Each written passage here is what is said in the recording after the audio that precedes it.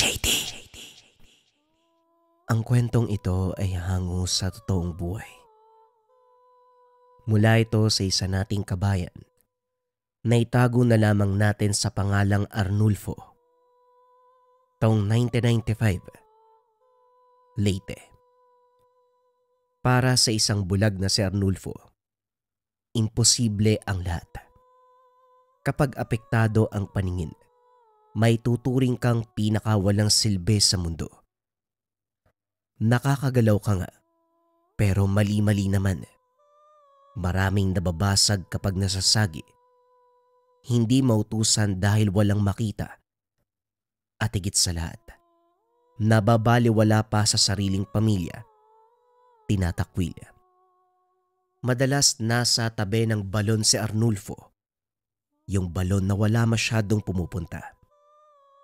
Gusto niya ang lugar dahil tahimik, payapa, walang humuhusga. Malayo ito sa tahanan, pero kahit papano kabisado na ang daanan papunta at pabalik. Paminsan pa nga, inaabutan na siya ng dilim sa lugar. Isang gabi, umulan ng araw na yon, kaya kinakailangan niyang sumilong. Nabasa pa rin siya dahil limitado lamang ang masisilungan sa lugar. Dumagdag pa ang madulas sa daanan. Ilang beses siyang nadapa. Nagtamo ng sugat at galos.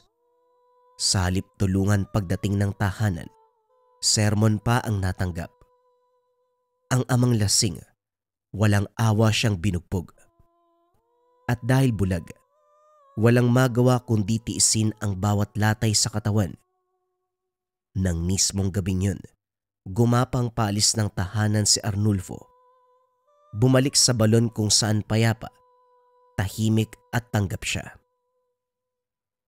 Nanginginig siyang nakasandal sa puno.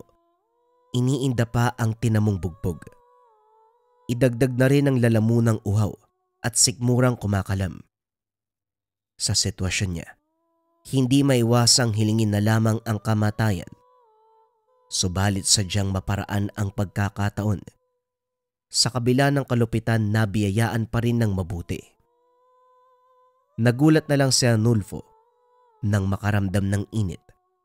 Naririnig niya ang tunog ng tuyong dahon at siklaban ng apoy. Ilang sandali pa nakaamoy ng inihaw na manok.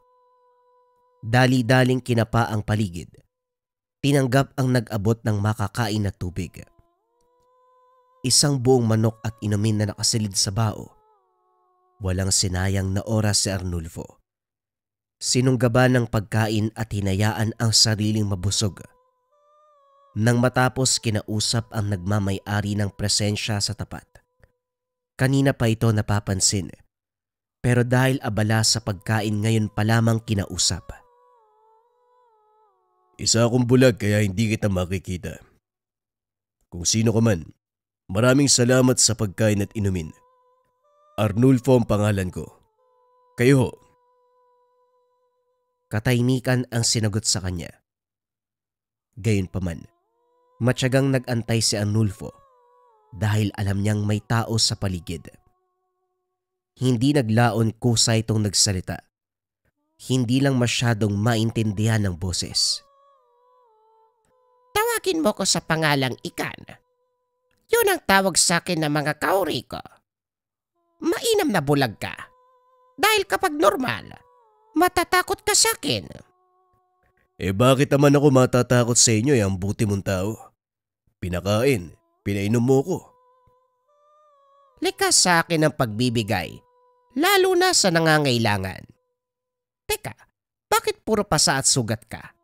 Meron bang nag-alipusta sa'yo? Wala lang ho to.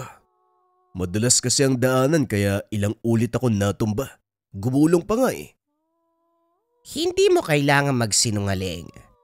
Tayo lang naman ang nandito eh. O sige, ako na ang sasagot sa tanong ko. Binugbog ka ng ama mong lasingkero. Sinermo na ng ina na wala namang pakialam sa'yo. Pinagtawanan ka pa ng mga kapatid mo. Nagulat si Arnulfo nang marinig ito. Kinapa ang paligid. pero hindi magilap ang kinaroroonan ng kausap. Hindi ko kilala ang boses mo, kaya sigurado kong hindi pa tayo nagkakakilala. Paano mo nalaman ng lahat ng yan? Dumaan ka ba sa amin kanina habang ginagawa yan ng pamilya ko? Hindi. Nandito lang ako sa balon. Inaantay ang pagbabalik mo. Bago mangyari ang lahat ng yon, nakita ko na ang hinaharap. Arnulfo, bakit ka ba nagtitiis sa pamilyang ayaw naman sa'yo? Bakit hindi mo sila iwanan? Pwede kang magsimula bilang malakas. Malayo sa nakagisnan mong pagkatao. Ho? Ano bang sinasabi mo? Isang tanong, isang sagot. Oo o hindi. Kapag bibigyan ka ng pagkakataong magbagong buhay, tatanggapin mo ba? Biglang kinabahan si Arnulfo sa tanong. Gayunpaman, kailangan niyang sumagot ayon sa napag-usapan. Kung sa bagong buhay na yan makakakita ako. Oo. Kung sa bagong buhay na yan, mahal ako ng pamilya ko. Oo. Kung sa bagong buhay na yan, tanggap ako ng mga tao, syempre oo. Walang pag-aalinlangan na tatanggapin ko kapag merong nag-alok ng ganyan. Narinig ng binata ang tawa ni Ikan. Ilang sandali pa, may nakalatag na malambot na tela sa kamay. Dinaman niya ito, pero normal na tela ang dating. Gamitin mong piring ang bagay na yan. Magkakatotoo ang bagong buhay na sinasabi mo. Ha? Magkakatotoo? Niloloko mo ba ako? Tambay ka siguro dun sa kanto. Wala ka magawa kaya kung ano-ano yung sinasabi. Hoy! Hoy! Ikan! Nandiyan ka ba? Huwag mo kong iwan dito. Kahit loko-loko ka, magaan kang kasama eh. Ikan? Ikan? Walang sumagot sa kanya. Mahabang katahimikan ang lumipas. Nang sumagi sa isip ni Arnulfo ang hawak na tela, bumalik sa alaala ang sinabi ni Ikan. Paulit-ulit itong umaalingaw sa tenga hanggang sa naglakas ng loob na gamitin. Dahan-dahang umangat ang mga kamay para itali ito bilang piring. Hinayaan sa ganung posisyon hanggang sa unti-unting nakaramdam ng pagbabago. Unang napansin ay ang kusang paghilom ng sugat. Kinapa niya ang sarili, maging ang makapal na pasa ay nawala. Sinundan ng payapang pakiramdam. Kasunod ay pagdaloy ng kakaibang lakas sa katawan. Panghuli, ang gumulat sa kanya, isang kurap. Nakakakita na siya. Sa pagkabigla natumba sa kinalalagyan, tinignan ng paligid.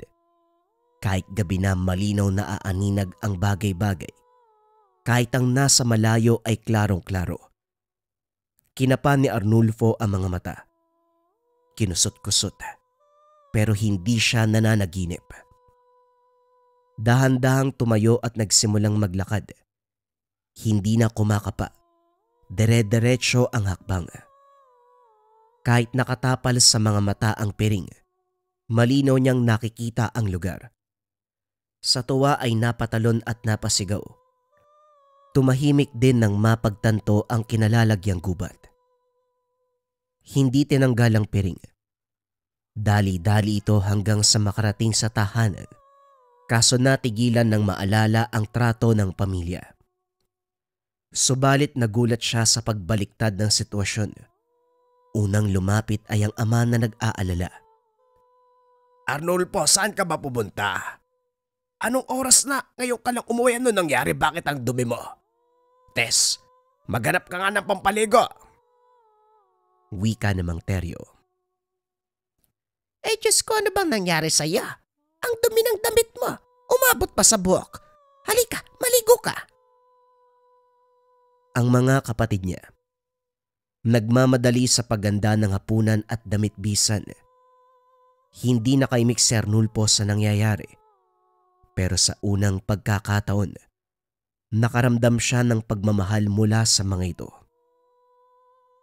Habang nakababad ang sarili sa tubig, hindi maiwasang maiyak ng patago. Paulit-ulit na humihiling na sana'y hindi magbago ang kasalukuyang kaganapan. Sa puntong ito lumitaw si Ikan. Dito naliwanagan kung bakit ganon ang taglay na boses. Hindi tao, isa siyang duwende. Ang ipinagtataka, katulad niya itong bulag. Ikan, bulag ka rin pero… Oo, isa kong bulag.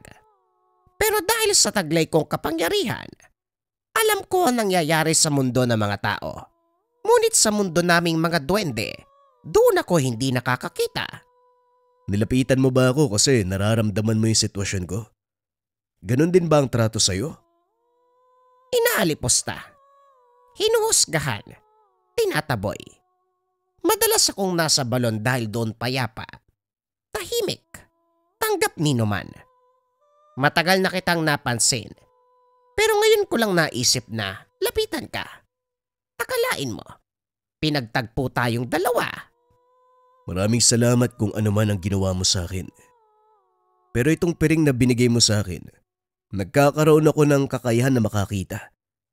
Ganito rin ba yung binibigay nito sa'yo? Tama ka. Ginagamit ko yan sa mundo namin. Pero wala na akong balak bumalik. Nanaisin mo pa bang balikan ang tahanan na hindi ka naman tanggap? Binigay ko yan sa'yo para maranasan mo ang pakiramdam ng nakakakita. Hindi ko alam ang sasabihin pero maraming salamat, Ikan. Hindi mo lang ako binigyan ng pagkakataong makakita. Pinaranas mo din sa akin kung ano ang pakiramdam ng tanggap at mahal ka ng sarili mong pamilya. Kaya ikaw, pamilya na rin kita. Huwag kang ganyan. Mababaw ang luwa ko. Tumigil ka nga. Napalitan ng tawanan ang pag-uusap. Naaaliw si Arnulfo dahil kahit isa itong duwende, parang tao kung magsalita. Marami pang kalokohang alam. Kasabay nito, pinakilala sa kanya ang iba't ibang kakayahan ng piring. Hanggat nasa kanya ito, protektado siya sa anumang kapamakan. Tutulong na mapagaling ang sugat sa katawan at walang hanggang swerte ang matatamasa. Magmula mismo sa sandaling iyon, ginawa itong palamuti sa kamay ni Arnulfo. Babala ni Ikan, huwag ilayo sa katawan ng piring upang magpatuloy ang bisa. Hindi lang sa sariling kabutihan, naranasan din ito ang epekto sa bawat miyembro ng pamilya. Bukod sa naging mabait, kanya-kanyang swerte ang natanggap. Nakapasok sa Universidad sa Maynila ang dalawang kapatid. Ang ama ay nakapagpatayo ng negosyo at ang ina gumaling sa sakit na iniinda.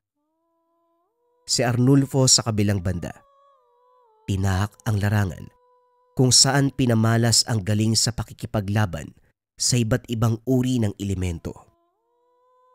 Unang pasyente, nagustuhan ng kapre.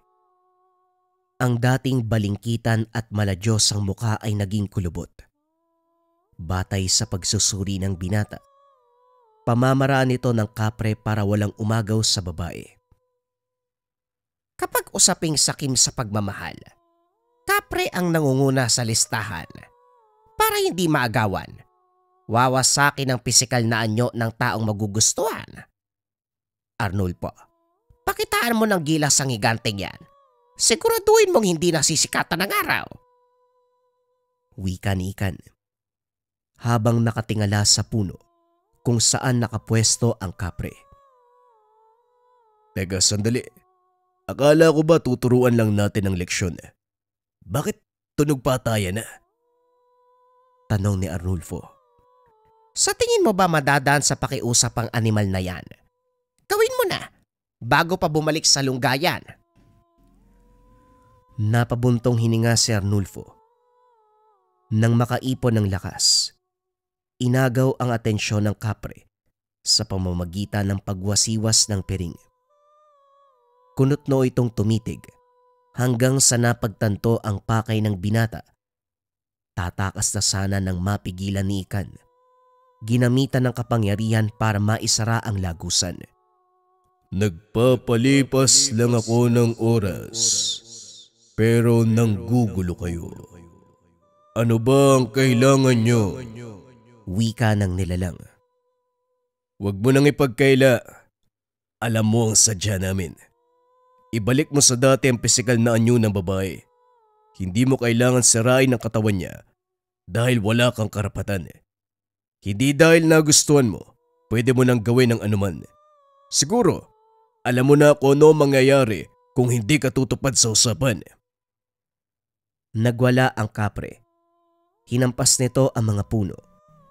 Umayos din ng naglaon. Napilitan na kalasin ang sumpa sa babae sa takot na ang buhay ay magwakas kapag magpapataw ng gante si Arnulfo. Dinagdagan ni Ika ng banta kung kaya't napapayag din ito. Dahil sa tagumpay, umusad na sa kasunod na pasyente. Natipuan ng engkantada ang matandang halos ugod-ugod. Kamot ulo ang binata habang sinusuri ito. Grabe, meron na nga kayong tungkod tatay. Nabibighani pa rin ang engkantada. Ayos, may asim ka patay. Ang matanda na kinikilalang babaero ngumisi pa sabay kindat nang marinig ang sinabi ng binata. Napailing na lamang dahil parang papatol pa sa elemento.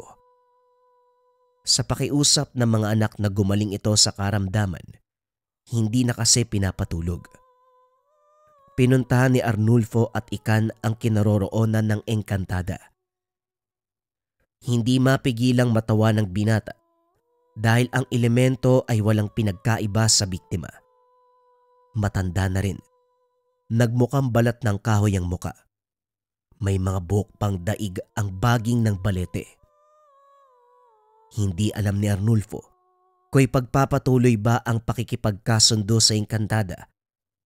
Sa tuwing sasambitin ang pangalan ng biktima, tuwang-tuwa pa ito habang kinakausap siya. Itong matandang engkantada, tuwag-tuwa kapag naririnig ang pangalan ng gusto niya. Nakikiusap ako sa iyo, kaibigan. Baka pwedeng pabayaan mo na lang si tatay. Sa kondisyon niya, hindi niya na kayang makipagsabayan sa iyo. Hindi rin naman kayo pwede magsama dahil tao siya. At ikaw, hindi ka normal eh. Kaso nga lang kahit anong sabihin, paulit-ulit lang na tumatawa ang engkantada. Nang marinig sa ingay nito, walang pasabing sinakal gamit ang piring. Nang bumagsak, si Ika nang nagsagawa ng orasyon para kalasin ang sumpang pinataw sa biktima. Nang masiguradong wala ng koneksyon, nilisan nila ang lugar. Ang sumunod na inasikaso ay normal na kondisyon. Naintindihan ni Arnulfo na sa kabila ng pagkakaroon ng ospital at klinika sa bayan, tumatakbo pa rin sa ganitong klase ng pagamutan dahil walang perang panggastos. Sa tanggapan niya, hindi kailangan ng pera para magamot. Bagay na nagustuhan ng mga dukhang lapitin ng sakit at kamalasan ng mga elemento. Mahaba ang pila, terek pa ang araw. Nahimatay ang iilan dahil kahit sabihing sumilong muna, nagtitiis na magbilad sa takot na masingitan. Ginawa na lamang ng paraan ni Ikan para kahit papano hindi direktang maapektuhan ng mga pasyente sa tindi ng sikat ng araw. Kaso nga lang, siya ang sumasalo ng pinsalang nararamdaman. Bilisan mo ang pagsusuri, Arnulfo. Kahit tampasin mo ng piring sa muka, gagaling naman ang mga yan. Maba ang pila sa labas. Ako matutusta, hindi ang nakapila. Sinasalo ko ang sakit. Kagad humingi ng tawad ang binata ng masulyapan ng elemento. Tagaktak ang pawis. Namumula sa tindi ng init. Parang hindi na ito lalong maghirap. Sinunod ang sinabi. 3 beses na inaampas ng piring ang parte na may nararamdaman. Nagtataka ang mga ito dahil yun lang ang ginawa. Gayunpaman, napapagaling pa rin ang lahat ng iniinda. Matapos ang mahabang araw, nakapagpahinga na ang dalawa. Ngayong nakikilala ka na sa larangang ito, anong plano mo? Isa lang naman ang plano ko. Suklian ang biyayang binigay mo sa akin. Ang kaso hindi ko alam kung paano eh. Kung mahihilingin ka, sabihin mo sa akin. Sandaling natigilan si Ikan bago ito nakapagsalita. Ang totoo, kailangan ko ang tulong mo para makalaya ako sa mundo namin. Hindi ko magagawa dahil isang kalapastanganan ang kumalaban sa kauri. Pero kung sa iba magmumula, katulad mo na tao, may tuturing tong digmaan. Kumbaga, tipikal na labanan ng albularyo at duwende. Walang problema. Anong kailangan kong gawin? Kalabanin mo ang aking ama. Kapag matalo mo siya, makakalaya ako at mananatili sa mundo ng mga tao. Nag-aalangan si Arnulfo. Buo ang tiwala niya kay Ikan, pero ibang usapin ang hinihiling nito. Hindi kaagad nakapagpasya ang binata, kaya nagpatuloy muna sila sa gamutan. Tinangay ng tikbalang ang paslit na nadaanan. Swerteng nakita ng ina na bukas ang ikatlong mata, kung kaya't natukoy kagad ang salarin. Dito nahirapan dahil piling oras at araw lamang nakikita ang lungga ng tikbalang. Ilang araw nag-intay bago muling nagpakita ang nilalang. Sa pagkakataong ito nakilala si Ikan. Nandito na pala sa lupa ang duwendeng bulag. Nakipagkaibigan sa isa pang bulag. Dapat nga kayong magsama. Pareho kayong walang makita. Ay! Kabayong hindi pantay ang ngipin. Huwag mong ibayin ang usapan. Ibalik mo ang bata ngayon din kung ayaw mong ako mismo ang pumatay sa'yo. Ay, duwendeng pangit. Huwag mo akong pagtaasan ng boses. Hindi man pantay ang ngipin ko, pero tanggap ako ng aking angkan. Ikaw hindi. Pilit kang pinagtatabuyan. Mawalang galang na kaibigang tikbalang. Hindi kami naparito para makipag-asaran sa'yo. Makikiusap sana kami. Baka pwedeng ibalik mo na ang bata. Ilang araw na nag-aantay ang mga magulang niya. Anong pakialam ko? Kasalanan ko bang humarang siya sa daanan? At isa pa, hindi ko siya tinangay. Kusa siyang sumama sa akin. Tinangay man o kusang sumama, nakikiusap ako. Hindi siya nararapat sa mundo mo. Dahil dito siya nabibilang. Huwag na nating pabaan ang usapan. Ibalik mo na bago pa magsara ang lagusan. Unti-unting natauhan ng tikbalang. Sa loob lamang ng maikling panahon nagbubukas ang lagusan. Nagdagdag na ng banta si Arnulfo. Tuluyang isasara ng binata ang lagusan at hindi na siya makakapunta sa mundo ng mga tao. Kaya naman dali-daling kumilos ang tikbalang. Binalik ang paslit. Tulalang natagpuan sa likuran ng puno. Hinayaan na rin na makatawid ang tikbalang. Sa pag-uwi nila, isang duwende pa ang humarang. Nakilala kaagad dahil ito ang ama ni Ikan. Masama ang tingin nito sa binata, lalo na nang makita ang piring. Pumagitna si Ikan. Sinabihan si Arnulfo na tumabi muna. Nag-usap ang mag-ama. Hindi man maunawaan ng binata ang pinag-uusapan. Sigurado siyang galit ito sa isa't isa batay sa reaksyon. Ilang sandali pa.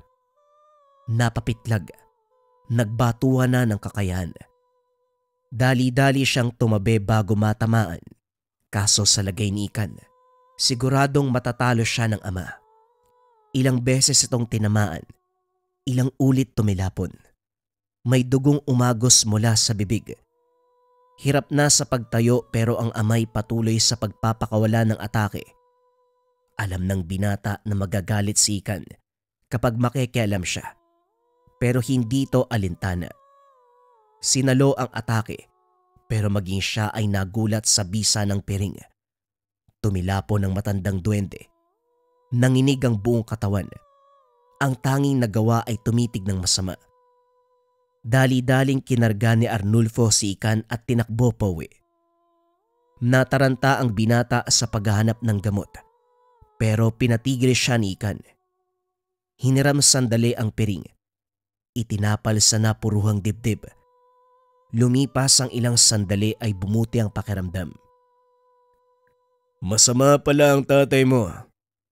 Naiintindihan na kita kung bakit gusto mong makawala sa mundo nyo. Ikan, tuparin natin ang hiling mo. Papalayain kita. Nakita mo kung gaano kalakas ang aking ama. Hindi mo siya kakayanin. Nakachamba ka lang. Nakita mo rin kung gaano kalakas ang piring. Hindi niya ito kakayanin. Si Ikan ang natahimik. Hindi makapaniwala sa tapang ng binata. Ang ama niya ang naturingang pinakamalakas. Kaya ganun na lamang ang galit nito nang magkaroon ng anak na bulag. Isang insulto sa katayuan ang pagkakaroon ng anak na may diferensya. Hindi kita hahayaang lumabang mag-isa. Ama ko ang kalaban, kaya sasamahan kita. Gusto kong malaman niya na ang anak na tinakwil ay hindi basta-basta. Arnulfo, ano man ang mangyari, tandaan mo, wag na wag ilalayo ang piring. Naganda ang dalawa. Kinabukasan ng takip silim, nasa harapan ng punso. Nag-antay sa pagdating ni Uki, ang ama ni Ikan. Binata, huwag kang makisali. Laban ito ng magkaangkan. Papalampasin ko ang ginawa mo sa akin noon, pero huwag kang mangyalam ngayon. Yan ang bagay na hindi ko gagawin. Dahil ang anak mo ang siyang tumulong sa akin. Walang pinagkaiba. Tao man o duwende, parehong bulag na inutil. Kahit magsanib puwersa kayong dalawa, hinding-hindi nyo ko maggagapi. Tignan natin kung anong mangyayari ngayon. Mahabang katahimikan ang sumunod. Hindi naglaon na sa likuran na ang matandang duwende. Inatake nito si Ikan. Hindi inaasahan kung kaya't tinangay ng atake. Si Arnulfo ang gumanti, kaso nabasa ng matandang duwende ang galaw niya. Nakailag ito. Muling naganda sa susunod na pag-atake. Nilapitan niya na si Ikan na kasalukuyang iniipon ng lakas. Sinabi ko na sa inyo, hindi kayo mananalo. Hindi tayo aabot sa ganito kung babalik ka sa mundo natin, Ikan. Huwag ka nang magmatigas. Dahil maging ang kaibigan mo, papatayin ko. Huwag mong kakalimutan ang lakas ng piring. Huwag mo rin kakalimutan na hindi maglalabas ng lakas ang piring kung hindi tugma sa enerhiya na nagmamay-ari. Ang batang yan ay mahina. Nagkakalakas lang dahil sa ibinibigay mo. Huwag mong gamitin sa aking panakot ang piring dahil kayang-kaya kong tanggalin ang bisa. Ikan, magagawa ba yun ng tatay mo? Mukhang delikado tayo. Hindi! Magtiwala ka lang. Huwag kang makinig sa kanya. Sumugod na si Ikan. Nagagawang tapatan ng lakas ng ama. Nasundan na lamang ng tingin ni Arnulfo ang galaw ng dalawa. Maliliit, pero kung magbuno ay daig pa ang higante. Malakas na dugungdong at nakakasilaw na liwanag ang pinapakawala ng dalawa. Hindi nagtagal. Naglaho ang liwanag kasabay ng pagbagsak ni Ikan. Dali-daling nilapitan ni Arnulfo. Idinikit ang piring sa kanya. Kaso nga lang, kagad siyang kinausap. Huling babala, iho. Pwede ka nang umalis at buburahin ko ang lahat ng alaala mo. Tigilan mo ko, tanda. Hindi ko tatalikuran ng kaibigan ko. Sa puntong ito, siya ang naunang sumugod. Nagulat siya dahil mabilis ang kilos. Lumakas ng lumakas ang atake.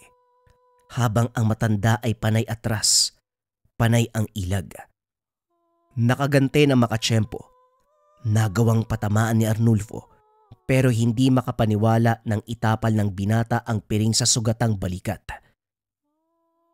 Anong ibig sabihin yan? Nakakapagpagaling ang piring. Yan ang lakas ng anak mo na pilit mong tinatakwil. Dinagdagan niya ang bisa ng piring.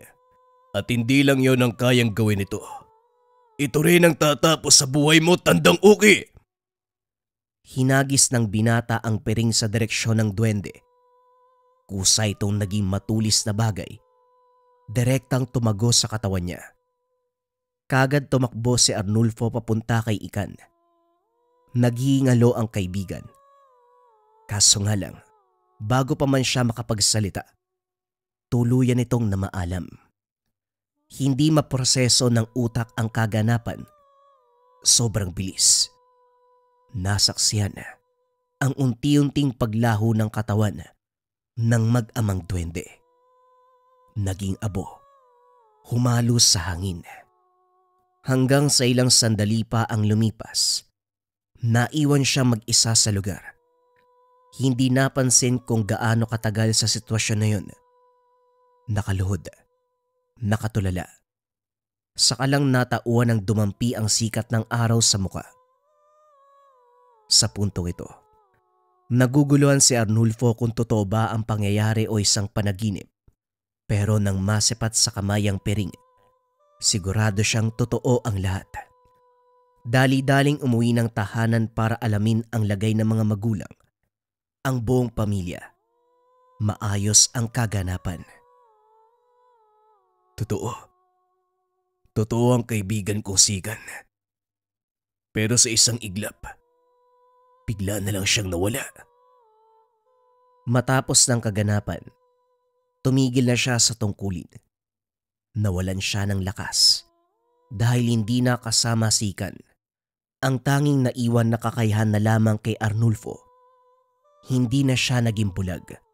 Ito ay dahil sa binigay na tangan sa kanya. Ang piring ng duwendeng bulag.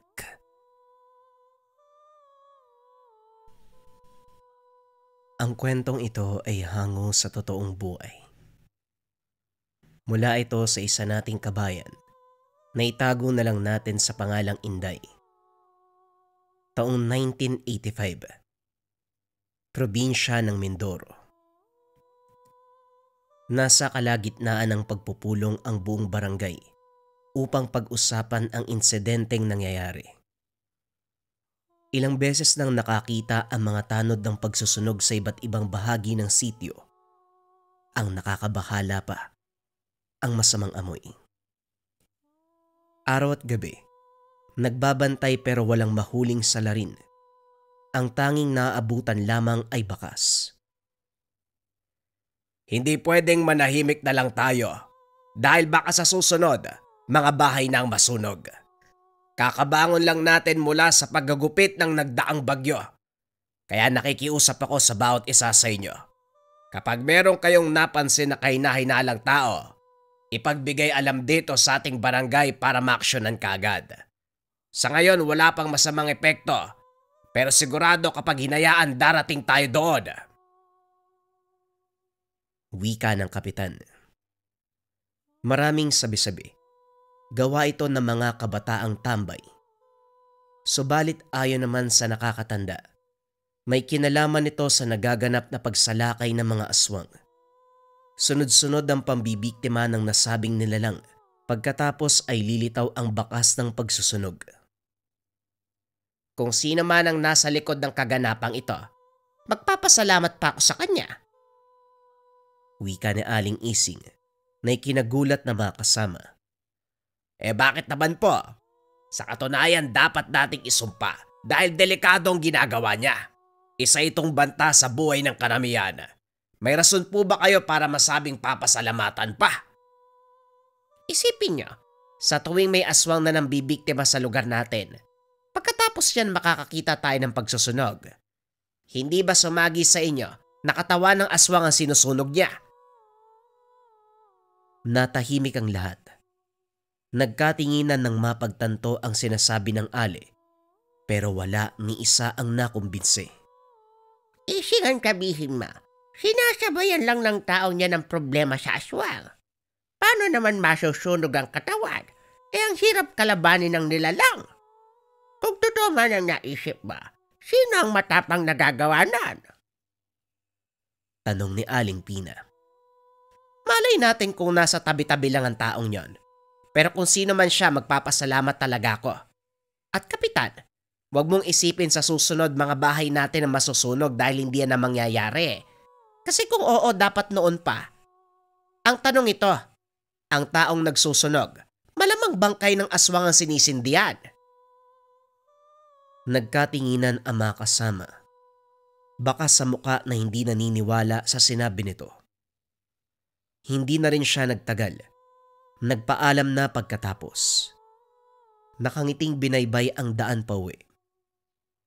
Pagdating ng tahanan sinalubong ng anak.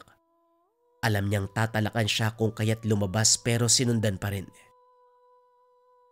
Nandito na ang magaling kong nanay. Ano po yung sinabi niyo dun sa pagpupulong? Si nanay talaga. Hindi matahimik. Ako nga rito hindi kumikibo eh. Siya naman tong daldal ng daldal. Paano kung mabisno si Tatay Dodong? Kasalanan mo po talaga. Inday, gusto ko lang baguhin ang tingin nila sa nangyayari. Ginawa nilang masama eh. Alam nating mabuti ang hangarin ni Tatay Dodong mo. At ang pagsusunog, hindi magdudulot ng kapamakan sa mga tao. O yan na naman kayong dalawa. Nagtatalo na naman kayo. Dito kayo sa loob magsagutan eh. Mamaya may makarinig sa inyo. Wika ni Mang Dudong nang masilip sa bintana ang mag-ina. Eto po kasing si Nanay Ising. Dumalo sa pagpupulong ni Kapitan kung ano-ano sinasabi. Nag-aalala po ko na baka lalong masamay ng lahat ng ginagawa niyo. Hindi yan. Hanggat walang nakikita, mananatiling palaisipan ng bakas. Hayaan niyo sila. Basta kayo, mag-ingat sa mga aswang na basta-basta na lang lumilitaw. May hindi pa ako nahuhuli. Nakawala yung tinugis ko nung nakaraang araw eh. Panira kasi tong mga tanod. Sumakto pang dumaan sila kaya ayon, nalingat ako. Nangangamba ako eh. Siguradong babalik yun gaganti. Hindi natin alam ang takbo ng isipan ng mga nilalang. Hanggat nasa bahay lang kami, walang mangyayaring masama. May ba tayo? Kuwang-kuha ng mga tanod ni Kapitan ng inis ko. Kumakatok sa kabayan 10 oras pa ng gabi, mga walang hiya. Ang ibing ng tulog mambubulabog. Tapos manghihiram lang ng posporo para magsindi ng sigarilyo. Natawa si Mang Dudong sa sinabi ng asawa. Nga pala tatay, kilala niyo po yung bagong tanod? Iwasan mo yun. Ilang beses ko nang nahuli na tumitingin dito sa bahay. Yung tinginan para may gustong alamin. Balita ko nga hindi siya taga rito. Bagong lipat nung nakaraang buwan. Malay natin, may masamang balak sa'yo yung tao na yun. Napaisip si Mang Dudong sa sinabi ng anak. Kilala niya ang tinutukoy nito. Minsan na ring nahuling tumitingin sa kanilang tahanan. Nung una ay binaliwala lang sa pag-aakalang hindi sinasadya. Pero nang mapadalas ay nagduda na siya. Hindi pa naasikaso ang mga bagay na ito dahil tutok sa panunugis ng aswang. Napansin ko na rin yan. Pero hayaan nyo. Wala pa namang masamang ginagawa eh. Maging alisto na lang tayo para madali nating mapigilan kung sakaling may gagawin. Kagaya ng palaging ginagawa sa araw-araw, abala si Mang Dudong sa pag-aasikaso ng tangan. Ang mutya ng apoy na ilang dekada nang ginamit bilang proteksyon at panlaban sa mga aswang na walang tigil sa pambibiktima. Hindi ito binili o hiningi. Kusa itong lumapit sa kanya. Sa madaling salita, natagpuan ng mutya. Dati pa siyang nagka-interes pagdating sa usaping aswang. Galing kasi sa probinsya kung saan maraming naglipa ng nilalang. Nang magkaroon ng tangan, dito na naging ganap ang pagiging manunugis. Hindi na mabilang ang nakalabang halimaw. Kumpara sa dating probinsya, hindi nakikita ng mga tao ang bakas ng pagsusunog sa katawan ng tinugis dahil masyadong liblib at masukal ang kagubatan.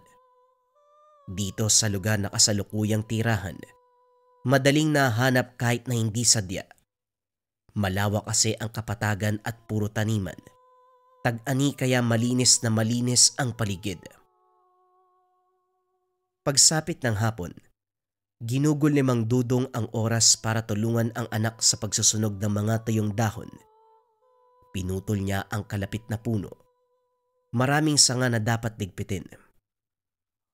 Sa kalagitnaan, kapansin-pansin ang isang presensya.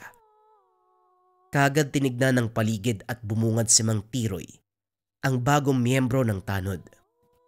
Nakatitig sa kanya habang bumubuga ng usok mula sa iniitit na sigarilyo. Binaliwala na lang, nagpatuloy sa paghahanap ng aswang kahit lumalakas ang amoy. Pero kahit saan man tumingin, walang magila. Tatay Dudong, nandyan na naman si Mang Tiroy nakatingin sa atin. Hindi niyo po ba sisitahin? Nakailang titig na po yan eh. Kinilabutan ako nang wala sa oras Wika ni Inday, nang mapansin ang tanod na nakatayo sa hindi kalayuan. Kahit nahuli na ito, hindi umalis. Patuloy sa pagtingin. Basta magwalis ka lang diyan. Umakto ka na hindi mo pinapansin. Lalapitan ko lang. Baka may gustong sabihin nahihiya lang siguro. Habang papalapit sa kinaroroonan ni Mang Tiroy, unti-unting lumalakas ang amoy at nang tignan ito, dahan-dahang umaatras. Tinawag niya, pero nagmamadaling lumayo. Hindi maiwasan ni Mang Dudong na pagdudahan ang kilos ng matanda. Napabuntong hininga na lamang habang hinahati dito ng tanaw. Natigilan din ng mapagtanto ang isang bagay. Kasabay ng pag-alis ni Mang Tiroy, ang pagkawala ng alingasaw.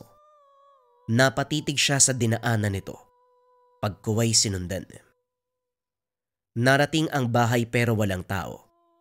Sinamantala ang pagkakataon na makiramdam, kahit ang tangan ay nagbigay ng senyales na merong nilalang sa paligid.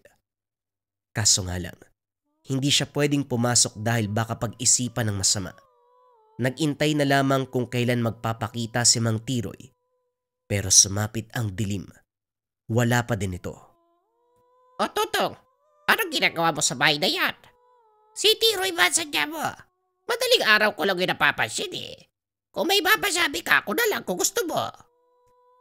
Wika ng kapitbahay na si Mang Tomas. Nagtaka si Mang Dudong dahil malaki ang ngiti nito.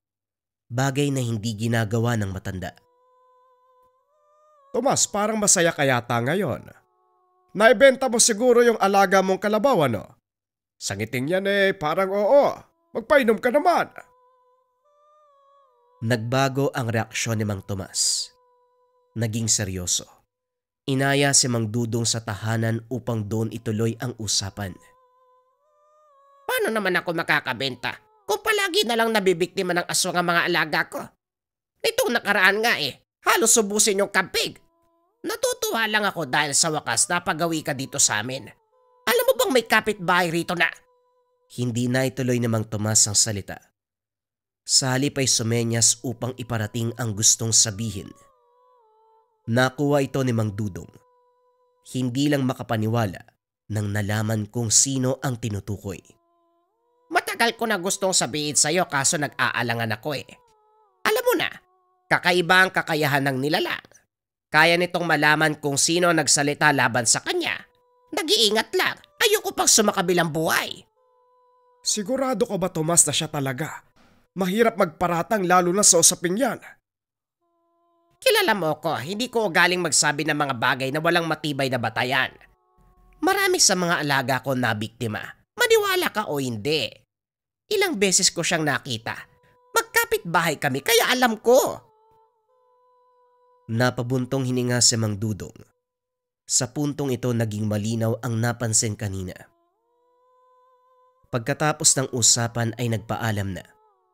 Pagkalabas ay muling sinilip ang tahanan ni Mang Tiroy. Walang tao, walang ilaw, pero malakas ang pakiramdam na nasa loob lamang ito. Upang hindi mahalata ang pagmamasid, nagkunwaring may hinahanap. Nilampasan ang bahay at saka dumiretso pag-uwi. Pagdating ng tahanan, nagulat siya nang makita ang mag-ina na parehong may bitbit na patalim.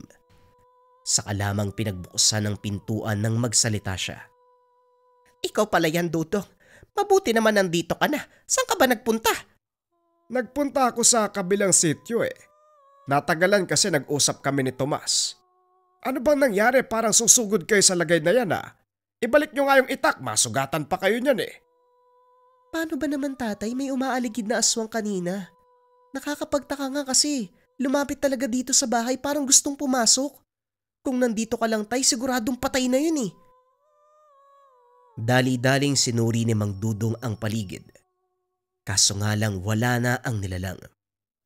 Hindi naman siguro kayo sinaktan ano? Anong klaseng aswang ba yon? Paliwanag nyo nga. Malaki siya, tatay eh. Kahubog ng taong lalaki. Ang pangit ng muka, mabaho, basta. Akala nga namin ni nanay madadali kami. Mabuti hindi. Parang napadaang lasing lang. Hindi sinasadyang makasagi, parang ganun. Nagkaroon ng ideya si Mang Dudong kung sino ang nilalang. Akma ang pagpapaliwanag sa halimaw na nakalaban noong nakaraang buwan. Ito ang nakatakas nang mapadaan ang mga tanod sa gawi kung saan sila naglalaban. Ang hula niya, binalikan siya. Pero ang nakakapagtaka, paanong nalaman ng tahanan? Napabuntong hininga na lamang si Mang Dudong. Sa mga sumunod na sandali, tulog na ang kanyang mag-ina, subalit siya ay gising na gising sa takot na baka muling lumitaw ang aswang. Tahimik lamang na nagkakape sa sala habang pinapanood ang madilim na paligid sa nakabukas sa bintana. Hindi nagtagal dumaan ang mga tanod. Tinawag siya nang makita ng kapitan. Magandang gabi po, Kapitan. Mukhang marami kayo ngayon kumpara sa mga nagdaang gabi. Abay oo, yung mga tambay kasi naisipang tumulong kaya pinasama ko na sa paglilibot. Mas maganda nga sana kung sasama ka rin eh. Lahat na nakikisa eh, ikaw na lang yata ang hindi. Ay pasensya na ho kayo, Kapitan. Puro babae kasi ang kasama ko sa bahay eh. Ayokong iwanan, baka may mangyaring masama. Naglipa na pa naman ang mga aswang sa panahon ngayon. Baka sa ibang bagay na lang ako, Kapitan. Huwag lang sa ganyan, pasensya na ho talaga. Naiintindihan ko naman, o siya sige. Lalakad na kami para maglibot sa buong barangay. Tumango lamang si Mang Dudong. Tinitigan ang papalayong grupo. Tangkang babalik na sana ng tahanan. Napansin niya ang presensya sa hindi kalayuan. Naging alerto ang tanga na sinusundan ng pag-alingasaw. Walang pagdadalawang isip na kumuha ng patalim at saka pinuntahan ng pinagtataguan ng nilalang. Sa sandaling nakalapit, napalingon sa tahanan nang marinig ang pag-angil nito. Nagtataka sa mabilis na kilos. Kagad bumalik ng bahay si Mang Dudong. Dali-daling umakyat sa bubong para hanapin ang aswang. Pagkarating sa itaas, sinunggaban siya ng nilalang. Hindi nakabawi dahil sa biglaang atake. Nahulog silang pareho at sakto namang pumaibabaw siya rito. Walang pagdadalawang isip na tinaga. Mabilis nakailag hanggang sa nakawala. Tumayo ito sa unahan. Masama ang titig sa kanya. Ayos ka rin ano? Natuntun mo ang bahay ko. Nagkataon nga ba? O talagang alam mo dahil sa malapit ka lang nakatira? Umangil lamang ang nilalang. Pagkatapos ay muling sumugod. Naging alerto si Mang Dudong dahil mabilis ang kilos nito. Nasundan ang bawat galaw niya at madaling nakakaiwas. Ilang beses siyang nawala ng balanse dahil sa taglay nitong lakas.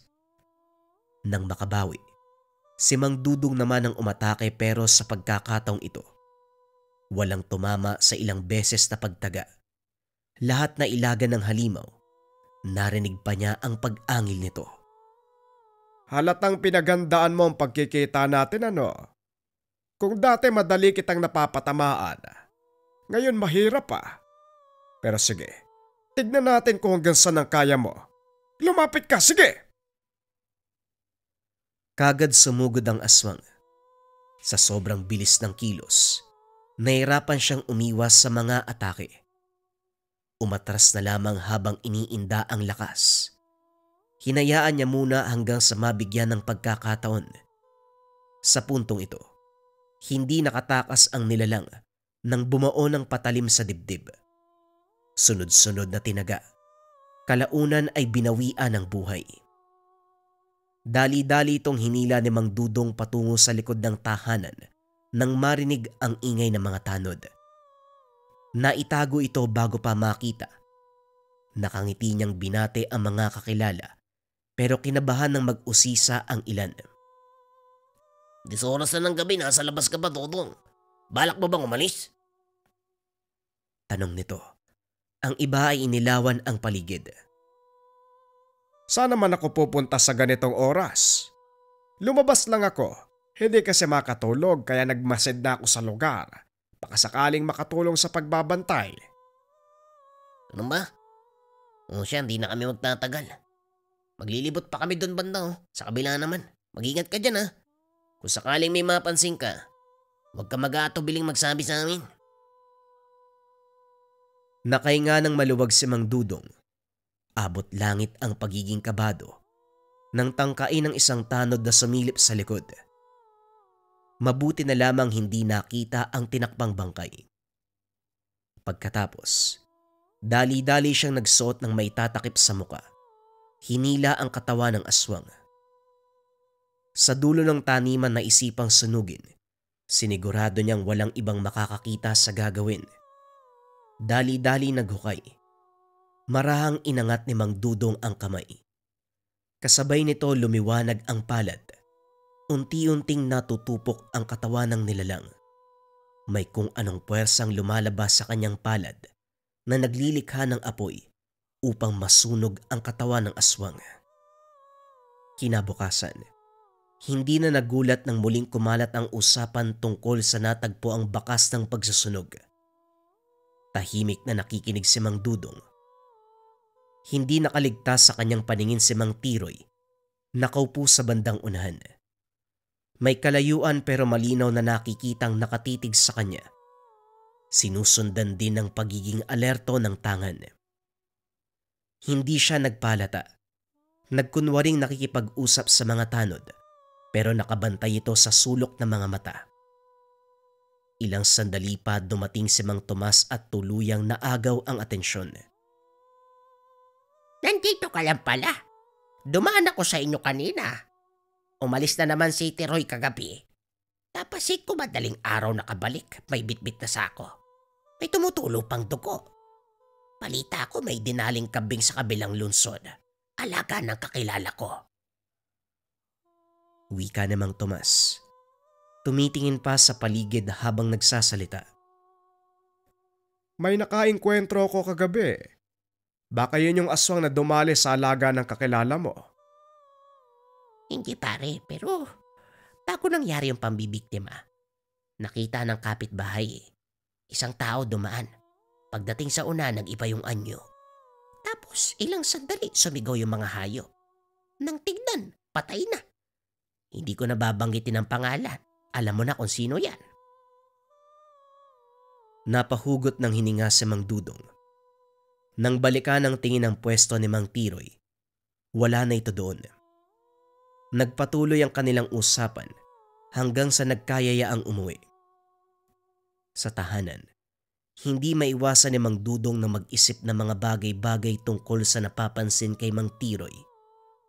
Malakas ang kutob niya na tama ang lahat ng hinala, maging ang sinabi ni Mang Tomas. Muli siyang napabuntong hininga. Hindi inakalang magkakaroon ng kapitbahay na aswang. Sa katunayan magmula nang marinig na may bagong lipat, palagi nang nakakaramdam ng panganib. Pero wala sa isip ng Mang Tiroy na magmagaling. Hanggang sa biglang nagbigay ng senyales ang tangan. Dali-dali siyang naganda at saka pinakiramdaman ng paligid. Nang mapagtanto ang pinanggagalingan ng presensya, hindi nahirapang maghanap dahil bumungad kagad ang nilalang. Nang makita siya nito, sinubukan pang tumakbo. Kamuntikan ng maabutan pero laking gulat nang mawala. Ilang sandali pa narinig ang pag-angil sa likuran. Paglingon ay nasa bubong ng tahanan. Naisip ni Mang Dudong ang nangyari nung nakaraan. Ang huling nakalaban na halimaw ay ganito din ang galawan. Bumaba ka riyan. Paano tayo maglalaban? Nandiyan ka sa taas. Nandito ko sa baba. Bumulusok ang aswang. Nakailag naman bago tamaan ng atake. Kamuntikang mapuruhan sa mabilis na kilos ng halimaw. Lintik na to sandali. Magkakilala yata kayo ng aswang na nakalaban ko nung nakaraan. Parehong-pareho ng galawan. Masyadong mabilis. Magkamukha din kayo, parehong pangit. Nagpatuloy ang usapan. Nagtapatan ng lakas ang bawat isa. Nakuwang makipagsabayan ni Mang Dudong. Pero may pagkakataon, naiisahan siya ng nilalang. Sapo ang bibig. Matapos ilang beses tumama sa konkretong bagay, hindi naman nagdurugo, dala lamang ng sakit. Pambihira. Matigas to Sa puntong ito ay nagising si Aling Ising. Aksidenteng naibato ang hawak na gasera. Tumama sa nilalang. Sa sandaling natapon ng laman ay kaagad nagliyab. Kaagad nagwala ang nilalang. Tuwang-tuwa naman si Mang Dudong. Ay sus Mariosep. Yan lang palang pwedeng itapat sa'yo. Ayan, siguradong patay ka. Muling dinampot ni Mang Dudong ang patalim. Walang tigil na pinagtataga ang aswang. Nangingisay pa ito habang umaangil. Nagmamakaawa. Kaso nga lang ilang sandali ay nalagutan ng hininga. Ikaw naman kung hindi pa ako nagising, walang makakalam sa nangyayari dito. Pwede mo namang patayin ka agad, pinaglalaruan mo pa. Wika ni Aling Ising. Dali-daling kumuha ng tubig para apolay ng apoy. Pero pinigilan siya ni Mang Dudong. Hindi na. Hayaan mo na ako ng bahala dyan. Matapos magsalita ni Mang Dudong, dumating ang mga tanod. Naku, ano nangyari dito? Mang Dudong, ano yan? Aswang ho, kapitan. Subugod ba naman sa bahayan lintik na yan, nasira yung bubong yan, nasunog. Binato ng gasera ni Eseng Tinaga ko ng itak kaya yan, patay na. Nakumbinse ang mga tao. Inutusan ni kapitan ng mga tanod na dali ng katawan ng aswang sa malayo. Inapula ang apoy. Muling sinindihan na makapwesto sa malayong lugar. Pagkatapos, si Mang Dudong ang gumawa ng paraan para magbago ang isip ng mga ito sa usaping bakas ng pagsusunog. Kapitan, hindi mo ba naiisip ang nasa utak ko? Tignan po ninyo. Ganyan na ganyan ang natatagpo ang bakas. Ibig ba nitong sabihin? Hindi nito naituloy ang salita. Naintindihan ng kapitan. Natawa pa ito dahil hindi sumagi ang ganong bagay. Pinuri si Aling Ising sa sinabi ng pagpupulong.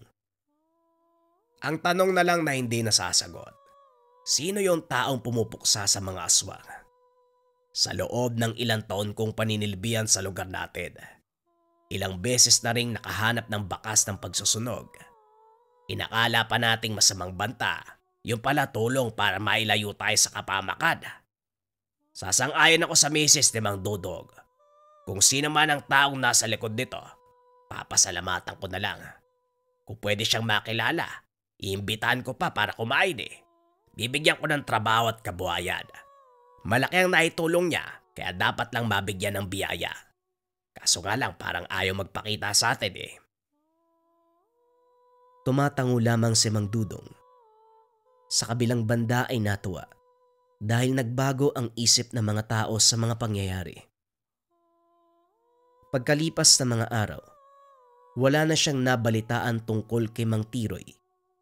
Walang nakaalam kung nasaan ito. Iginiit ni Mang Tomas na aswang ang nasabing matanda, kaso hindi matukoy kung sino sa mga napatay. Kung dati ay nangangamba na baka masama ang kahihinatnan ng tagalugar sa bakas ng pagsusunog, ngayon ay natutuwa sila sa tuwing merong natatagpuan dahil nagsisilbing tanda na may napuksang aswang. Nagroronda pa rin ang mga tanod sa gabi, pero paminsan-minsan na lamang dahil nakampante na sa presensya ng tagapagligtas. Lingid sa kanilang kaalaman na ang taong nagbabantay sa buong baryo walang iba kung hindi ang palagi nilang nakakausap, si Mang Dudong na may mutya ng apoy. Ang kwentong ito ay hango sa totoong buhay. Mula ito sa isa nating kabayan na itago na lang natin sa pangalang Nessa. Walang eksaktong taon. Bagong bayan.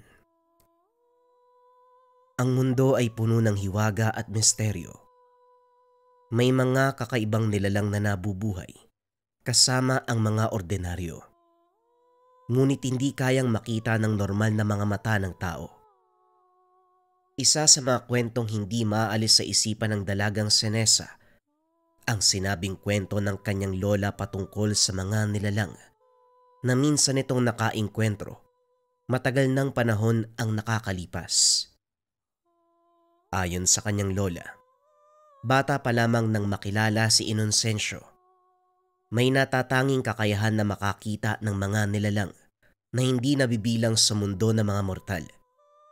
Isinasama pa raw siya nito sa mga lugar kung saan may nananahan na mga elemento, kagaya ng duwende, engkanto, kapre, tikbalang at iba pang mga nilalang na kahit anong gawin ng lola niya, hindi ito nakikita ng kagaya sa kaibigan nitong si Inocencio. Subalit isang pangyayari ang naging dahilan upang mabulag ang dalawang mata nito. Mula noon, hindi na muling nagkita pa ang lola ni Nessa, pati na rin si Inocencio. Bigla na lang daw naglaho ang buong pamilya nito sa bayan. Walang sino man ang nakakaalam kung ano ang nangyari sa mga ito. Tirik na tirik ang araw. Madalang ang ulap na makikita sa kalangitan. Kasalukuyang binabagtas ng magkaibigang Nessa at Lyra ang daanan papunta sa isang resort. Ang lokasyon, may kalayuan sa syudad ng kanilang kinalakihan, kaya naman mahaba ang biyahe. Nessa, matagal pa ba yung biyahe natin? Ihing-ihi na ako eh. Kanina ko pa to pinipigilan eh. Wika ni Lyra sa nagmamanehong si Nessa. Sandali itong lumingon sa kaibigan at bumalik sa manibela. Pigilan mo muna. Wala pa akong nakikitang gas station. Pero hindi ko na talaga kaya. Naku, sasabog na yata yung pantog ko. Ihinto mo dali, dyan na lang ako sa tabi. Ano Lyra? Hindi ka lalaki para umihi sa kung saan-saan? Hindi ko na talaga kayang pigilan. At isa pa, wala naman ako nakikitang taong dumadaan oh. Parang gubat na yata tong lugar na to eh. Kung sa bagay, tama ka nga naman. Wala din ako nakikitang mga bahay o siya itatabi ko muna ha. Kagad hininto ni Nessa ang kotse. Nagmamadaling lumabas si Lyra upang maghanap ng mataas na damo na tatakip sa kanya. Nang makahanap ay doon umihi. Hindi alintana ang mga niknik na lumilipad sa paligid. Nang matapos ay bumalik siya sa kotse.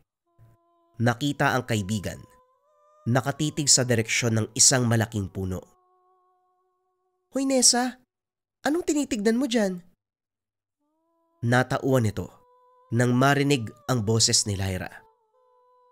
Para kasing may nakita ako dun sa taas ng puno na gumagalaw eh. Sinilip ni Lyra ang sinasabi nito. Kaso nga lang wala siyang nakita na kahit ano. Wala naman ah. Baka ibon lang yun. Ang mabuti pa, bumiyahe na uli tayo. Malayo pa yata yung resort na sinasabi ni Ivan sa atin eh. Bakit ba kasi dun yung napiling lugar eh? Libre kasi nating nakuha yung lugar. Wala masyadong pera eh. Kailangan matapos yung trabaho natin doon. Sana nga lang malaki yung kitain ng team natin para hindi problemahin yung pambayad ko sa renta sa mga susunod na buwan. Hayaan mo na Lyra. Nabasa ko naman yung manuscript, maganda yung kwento. Mukhang papatok sa masa. Ay naku, sana nga. Lalo kung gagalingan sa parte ko mamaya pagdating sa resort. Ayan, ganyan nga. O sige na, baka mali tayo. Muling nagbiyahe ang magkaibigan patungo sa sinasabing resort. Habang nagmamaneho, hindi maiwasang antukin ni Nessa. Tinulugan ito ni Lyra kaya wala siyang makausap upang manatiling gising. 2:00 ng hapon, madali siyang antukin ng mga ganitong oras. Maya-maya pa, hindi niya namalayang napapikit na, dahilan upang mawalan siya ng kontrol sa pagmamaneho. Bumangga ang kotse nila sa isang malaking puno ng akasya. Malakas ang naging salpok ng kotse, pero laking pasasalamat ni Nessa at Lyra. Konting galos lang at mga pasa ang natamo. Masakit man ang katawan, pinilit ng dalawa na makalabas ng kotse. Naganap ng taong tutulong sa kanila, kaso nga lang walang makita. Mas lalo silang nakaramdam ng takot nang makita ang malaking puno kung saan sila bumangga. Teka, nahihilo lang ba ako? O yan din yung punong nakita natin kanina? Napalingon siya sa mataas na damo na tumakip sa kanya habang umiihi kanina. Hindi siya maaaring magkamali. Ito nga ang lugar. Nessa, hindi ako pwedeng magkamali. Yan talaga yung puno na nakita ko kanina. Hindi kaya naliligaw tayo? Muling tinitigan ni Nessa ang puno. Tama ang kaibigan. Ito nga ang puno kanina kung saan may nakita siya. Hindi na lamang kinumpirma sa kaibigan para hindi madagdagan ang takot na nararamdaman. Hindi ko alam. Hindi ko alam kung yan nga yun. Anong gagawin natin? Wala na tayong sasakyan. Mangiyak-ngiyak si Lyra habang sinusubukang tumawag sa kanyang cellphone. Kaso nga lang walang signal sa lugar. Maya-maya ay nag-iba ang ihip ng hangin. Dumampi sa kanilang mga ilong ang mabahong amoy. Naaamoy mo ba yun, Lyra? Ikaw ba yun? Hoy, amoy ihi ng kabayo yun ha. Hindi naman ganun yung ihi ko. Pero bakit ganun ang baho? Pinagbasdan nila ang buong paligid. Nanindig ang balahibo nang makita ang puno ng akasya. Nawala ang nararamdamang pananakit sa katawan. Napalitan ng pangingilabot at pagtaas ng balahibo. Isang itim na figura ang nasa taas ng puno. Nakatitig sa kanilang dalawa. Lyra, kunin mo yung mga gamit natin sa sasakyan. Teka, bakit naman? Huwag mo sabihin maglalakad tayo hanggang resort. Hindi tayo maglalakad. Tatakbo tayo, bilisan mo. Ha? Ano bang nangyayari sa... Hindi na natapos ni Lyra ang sasabihin. Bigla siyang hinila ni Nessa papunta sa kotse. Kinuha nila ang importanteng gamit pati na rin ang susi. Nagpasya na lamang si Nessa na balikan ng kotse kapag nakahanap sila ng tulong. Batay sa nakita ni Nessa, hindi nagugustuhin pang magtagal sa lugar. Lalo silang mapapahamak kung doon pa mag-aantay ng tulong. Bilisan mo na, dapat makalayo tayo sa lugar na to. Ano ba, Nessa? Ano ba nangyayari sa'yo? May nakita ako eh, hindi tayo pwede doon. Ano ba yung nakita mo, tao ba? E di sana humingi tayo ng tulong. Baliw ka ba? Kung tao yung nakita ko, sa palagay mo tatakbo tayo palayo? Kung hindi tao, anong meron dun? Tikba lang yung nakita ko. Huwag ka na muna magreklamo, bilisan mo na! Sa halip na tumakbo ay tumigil sa kalagitnaan ng daan si Lyra at doon nagsimulang magubad ng mga suot na damit. Lyra, ano bang ginagawa mo? Ngayon ka pa talaga naghubad? Eh di ba ganun yung dapat gawin kapag naliligaw sa gubat? Ano ka ba, naghubad sila para baliktarin yung damit, hindi para tanggalin? Utang na loob, isuot mo yan, bilisan mo! Muling sinuot ni Lyra ang mga damit. Pero ramdam ni Nessa, maraming nagbabantay sa kanila doon sa lugar. Hindi lamang ang tikbalang. Tuluyan silang nakalayo. Bit-bit ang mga bag. Naganap sila ng tulong sa paligid. Pareho na silang pawisan. Ngunit hindi yon inintindi. Dahil 3:00 na ng hapon at kailangan nilang makarating sa resort bago kumagat ang dilim. Nang makaramdam ng pagod, napagkasunduan nila na magpahinga muna. Naupo ang mga ito sa putol na katawan ng isang puno. Habang nagpapahinga, napansin ni Lyra ang katabing puno ng makopa. Hitik ang puno sa bunga, kaya naman nagpasya siyang kumuha upang kainin. Uy Lyra, huwag ka bastang pumitas ng hindi nagpapaalam. Baka magalit sa'yo yung may-ari niyan. Ha? Sino may-ari nito? Multo. Mga elemento. Nasa gitna tayo ng gubat. Hindi natin alam kung anong mga nilalang ang kasama natin dito.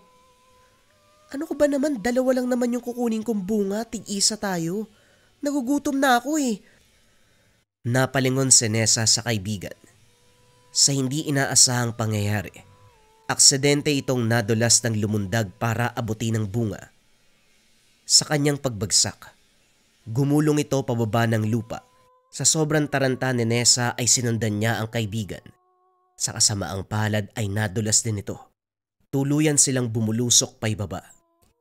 Hindi makabangon si Nessa upang lapitan ang kaibigan na ngayon ay duguan dahil sa sugat sa kanang tagiliran. Kinapa niya ang sarili para tignan kung may mga sugat siya.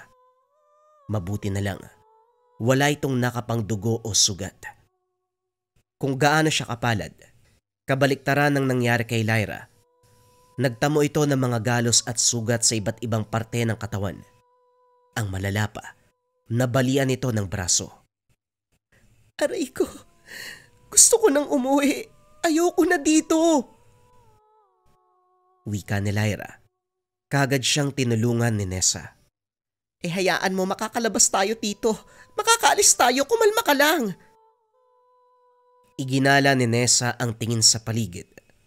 Mula sa kinaroroonan nila, matatanaw ang liwanag na nagmumula sa itaas.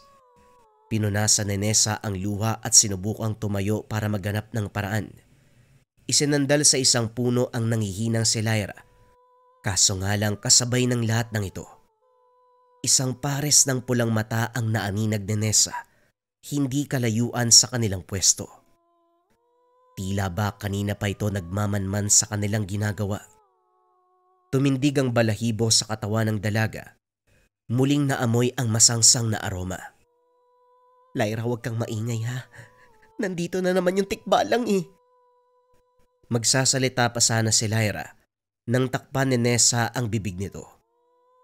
Nakitang unti-unting lumalapit ang mga pulang mata sa kanila. Pinilit ng dalawa na hindi lumikha ng ingay. Kaso nga lang, nang makalapit sa kanilang harapan ang nilalang, biglang nawala ang pares ng pulang mata. Nagpalinga-linga ang dalawa subalit bigla itong lumitaw sa harapan, kaya naman sabay silang napasigaw. Ang ulo ay mula sa kabayo na may pulang mga mata. Ang katawan ay tulad sa isang normal na tao. O kumalma ka! Huwag mo silang sasaktan! Laking gulat ng dalawa nang makarinig ng boses ng matanda. Napansin ni Nessa ang paglayo ng tikbalang, kaya naman nakakuha siya ng pagkakataon upang alalayan si Lyra upang pumunta sa pinanggagalingan ng boses. Nakita ang isang matandang lalaki. May hawak na tungkod. Hinampas ang tikbalang na tila ba anak na pinapagalitan. Ino, gusto ko lang makipagkaibigan. Anong makipagkaibigan? Kitang-kita ko kung paano mo takutin eh. Niligaw mo pa kanina. Akala mo siguro hindi kita inoobserbahan no? Sige na, umalis ka na. Ako nang bahala sa kanila. Muling tumingin si Nessa at Lyra sa tikbalang. Akmang lalapit pa sana nang muling hampasin ng matanda ang tikbalang. Ay mga iha, pasensya na kayo sa kaibigan ko ha. Sadyang mahilig lang yun sa babae. O nga pala, nakalimutan ko magpakilala sa inyo. Ako nga pala si Ino. Pwede niyo akong tawaging Mang Ino o Lolo Ino. Hindi makaimik si Lyra dahil sa mga nasasaksiyan. Kaya naman kahit nangangatog pa rin ang mga tuhod dahil sa takot, naglakas ng loob si Nessa na mangingi ng tulong sa matandang lalaki na sa harapan. Maraming salamat po sa tulong niyo, Lolo Ino. Kung hindi po kayo dumating baka kung ano yung ginawa sa amin nun eh. Hindi na po namin alam kung saan pupunta. May sugat po yung kaibigan ko eh. Baka pwede niyo po kaming matulungan para makalabas po sa lugar na to, parang awa niyo na. Pinagmasdan ng matanda ang magkaibigan. Kapwa nangihina ang mga ito. Mukhang pagod na pagod dahil sa mga nangyari sa kanila. Napailing na lang si Ino sa kalagayan ng dalawa. O siya, sige. Tutulungan ko kayong makalabas sa lugar na ito. Pero bago yon, gamutin muna natin ang mga sugat ng kaibigan mo. Natuwa ang magkaibigan sa sinabi ng matanda. Inutos ni Ino na maupo sila sa ugat ng malaking puno upang makita nito ang mga sugat ni Lyra. Mukhang malalim ang natama mong sugat mula sa pagkakahulog ah. Lyra, ang daming nawalang dugo sa'yo. Nagkatinginan si Nessa at Lyra. Isang katanungan sa isip nila ang biglang lumitaw. Alam nilang sa mga oras na yun, may kakaiba sa matanda. Hindi ito ordinaryong tao lamang. Muling nanumbalik ang kaba sa kaharap na matanda. Gayunpaman, hindi napigilan ng dalawa ang magtanong kung paanong nalaman ng matanda ang nangyari sa dalawa. Teka Manong, paano niyo po nalaman na nahulog kami sa bangin? At saka bakit parang kilalang kilala niyo kami? Hindi sumagot ang matanda. Tumawa ng napakalakas, na lalong dumagdag sa takot na nararamdaman ni Nessa at Lyra. Ilang sandali pa, sinagot niya ang dalawa. Pasensya na kayo mga iha. Nakalimutan kong sabihin sa inyo na ako ang tagapagbantay ng kagubatan. Nakikita at naririnig ko ang lahat ng nangyayari dito. Kagad na alala ni Nessa ang kwento ng kanyang lola tungkol sa mga tagapagbantay ng kagubatan. Hindi niya akalain na totoo ang lahat ng ito. Isang patunay ang matandang lalaki na kaharap nila. Bilang tagapagbantay, nakikita ko mga kaganapan sa kabundukan at gubat. Hindi ko lang ugali makialam sa ginagawa ng mga nilalang sa mga taong napapadpad. Pero isang lambanang lumapit sa akin. Tulungan ko daw kayo eh. Gusto kayong kunin ni Matos. Matos? Yung tikpa lang po kanina? Oo siya nga, Matos ang pangalan nun. Huwag kayong mag-alala, kaibigan yon, mabait yon. Talagang mahilig lang sa magandang babae. Marahil naakit sa'yo, Lyra. Mahaba kasi ang buhok mo eh. Yan ang gustong gusto ni Matos. Pero bueno iha, malalim ang sugat mo, Lyra. Hindi kakayanin ng mga kaibigan ko dito sa gubat. Mas makakabuti kung madadala ka sa pinakamalapit na pagamutan. Umayos si Ino sa pagkakaupo. Ginamit ito ang tungkod na hawak upang mabilis na makatayo. Maya-maya pa ay sinakop na ng kadiliman ng lugar. Isang hindi mapaliwanag na lamig ang naramdaman. Nagsipulasan ang mga alitaptap at iba pang mga nilalang sa paligid. Hindi maganda ang nagaganap. Kailangan na nating magbadali. Nabagabag ang dalawa sa sinabi ng matanda. Nagmamadaling tumayo mula sa pagkakaupo sa malaking ugat ng puno. Ano po bang nangyayari, Lolo Ino? Kung merong mga kaibigang nilalang sa lugar, hindi rin maiiwasan na makaaway. Ayaw nila na makalis kayo sa lugar na ito. Akala ko po ba yung kaibigan yung si Matos lang ang may gusto sa amin? Yan din ang akala ko eh. Subalit nakaabang na pala ang ibang nilalang sa inyo. Mukhang tinulungan nila si Matos nang hindi nito nalalaman. Kaya ganyan ang natama mong sugat, Lyra. Si Lyra ang gusto nila, Nessa. Wala nang ibang nagawa si Lyra kung hindi ang umiyak. Ano pong gagawin natin, Manong? Hindi naman pwede yan. Sumunod kayo sa akin. Ilalabas ko kayo dito. Pero ipangako nyo sa aking dalawa. Sa akin lang kayo makikinig.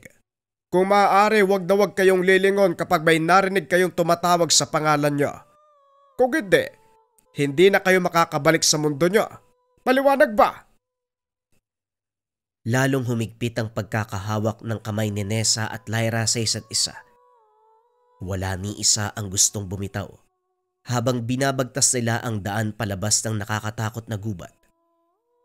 Sa pagtagal ng oras na naroon, lalong dumilim ang paligid. Iba't ibang huni ng hayop ang naririnig. Sa kabilang banda, mararamdaman ang pagsunod ng mga nilalang sa kanila. Wala itong ibang gusto kung hindi si Lyra. Ilang sandali pa, nagsimula nang makarinig ng kung ano-anong boses ang dalawang magkaibigan. Mula sa boses na kahali-halina hanggang sa mga nakakatakot na boses ng nilalang. Wala itong ibang sinasabi kung hindi ang pang-aakit kay Lyra. Marami ang naririnig niya. Pinipilit na hindi lumingon kahit parang boses ng mga mahal niya sa buhay ang ginagamit ng mga ito. Subalit isang boses ang nakapukaw ng kanyang atensyon at damdamin. Hindi napigilan ang sarili. Narinig ang boses ng ina. Tinatawag ang kanyang pangalan. Matagal nang namatay ang magulang, kaya sabik na sabik siyang makita ang mukha nito. Eksaktong paglingon niya sa likuran. Dalawang malaking kamay ang humablot sa kanya. Napasigaw na lamang si Nessa habang hawak ang kaibigan. Pilit itong pinanlalabanan ang nilalang na kumukuha sa kaibigan. Lolo Ino, tulungan niyo po kami! Binalaan na kita pati ang kaibigan mo. Patawad, pero wala akong magagawa sa kalagayan ni Lyra. Wala akong kapangyarihan upang bawiin siya. Ang tanging magagawa ko lang, proteksyonan at bantayan kayo. Napayak na lamang si Nessa habang tinitignan ng kaibigan na unti-unting nilalamon ng dilim. Patawad, Nessa. Ang mga nilalang na kumuha kay Lyra, naiiba sa kagaya ni Matos. Hindi na ito usapin kung kaya ko silang labanan o hindi. Ito'y respeto sa mga batas ng kalikasan. Maraming sinuway si Lyra nang dumating siya dito. At ang pinakahuling batas na siya magliligtas sa kanya, hindi pa rin niya sinunod. Wala tayong magagawa, Nessa. Kailangan panatiliin ang balanse. Kailangan sumunod sa mga batas. Pero ikaw, Iha, buhay ka pa. Huwag kang mawawalan ng pag-asa. Kailangan mong umalis sa lugar na ito. Labis man ang sakit na nararamdaman. Pinanlabanan niya ito. Sinunod ang lahat ng sinasabi ng matanda. Ilang sandali pa ang lumipas. May naaninag silang liwanag sa dulo. Indikasyon na malapit na siyang makalabas sa lugar. Hindi mapigilan ng dalaga ang nararamdamang tuwa sa nakita. Malapit na tayo sa labasan. Ikaw na magpapatuloy patungo roon. Hanggang dito na lang ako. Bakit naman ho? Sumama na ho kayo sa akin. Muli, Iha. Isa kong tagapagbantay. Tagabalanse ng mundo. Pinili ko ang buhay na ito. Pangalagaan ng kagubatan. Nagpasalamat ang dalaga sa matanda. Hinawakan nito ang kamay ni Lolo Ino. Hanggang sa biglang napaluha ang matanda. Manong, bakit po kayo umiiyak? Nagbuntong hininga ito bago sagutin ang tanong ni Nessa. Sige na, Nessa. Kailangan mo nang lumakad. Hanggang sa muling pagkikita. Lumakad si Ino papunta sa likuran ni Nessa. May binulong. Sabihin mo sa lola mo, kinukumusta siya ni Lolo Inocencio. Nagulat si Nessa sa sinabi nito. Magtatanong pa sana pero hindi na maaaring lumingon. Naramdaman niya ang yabag ng paglakad nito palayo sa kinaroroonan niya. Isa lamang ang sagot na nasa isipan. Ito si Lolo Inocencio, kaibigan ni Lolo Marita. Laking tuwa ang naramdaman ng dalaga nang tuluyan ng makarating sa labasan. Ilang araw ang lumipas matapos nun. Sinubukan pa nilang hanapin ang kaibigan pero hindi na ito natagpuan. Maging ang sasakyan na ginamit, ni isang bakas, walang nakita. Alam man ni Lyra na hindi na ito matatagpuan pero minabuti niya pa ring subukan. Nanalangin na lamang ito na sana kung nasaan man ang kaibigan, sinasamahan siya ni Lolo Inocencio sa kabilang dimensyon. Naranasan nyo na ba mga kabayan, yung tipong unang kita nyo pa lang dun sa tao, sobrang gaan na kaagad ng pakiramdam mo sa kanya. Yung tipong nagkakaroon kaagad ng tiwala. Or ikaw ba yung tipo ng tao kabayan na nasa toxic environment? Yung palagi ikaw yung napapag-initan, laging galit yung mga tao na nasa paligid mo, boss mo, amo mo, kapitbahay, kapatid, kamag-anak. Basta nasa toxic environment na laging galit yung mga tao sa'yo, kahit wala ka namang ginagawang masama. Pwede mong subukan ang Kaluban de Pampaamo from Likha Merchandise. Ito yung Kaluban de Pampaamo from Likha. May mga sangkap to sa loob. Pwede nyo tignan pagdating sa inyo, pero ibalik nyo lang kaagad sa Kaluban. Ang bisa nito, pampaamo sa tao, pampaamo sa negosyo. Sobrang simple lang ng gagawin nyo kapag nasa inyo na yung Kaluban. May frito na gabay po lang tela pouch. Ilagay nyo lang dun sa pouch, ilagay nyo sa bag nyo, ilagay nyo sa bulsa nyo, basta dalhin nyo palagi. Bagay ang Kaluban sa mga nasa sales or kung palagi kang merong nakakausap, umaharap ka sa mga tao, nagpe-present ka. Kasi mabilis nga kayo makakapagpalagay ng loob ng taong kausap mo, mabilis mong makukuha yung tiwala nila. Yan ang bisa ng Kaluban de Pampaamo. Again, may mga sangkap pa to sa loob kabayan. Pwede mong silipin pagdating sa'yo. Kung interesado ka, research mo lang yung shop ng Likha Merchandise.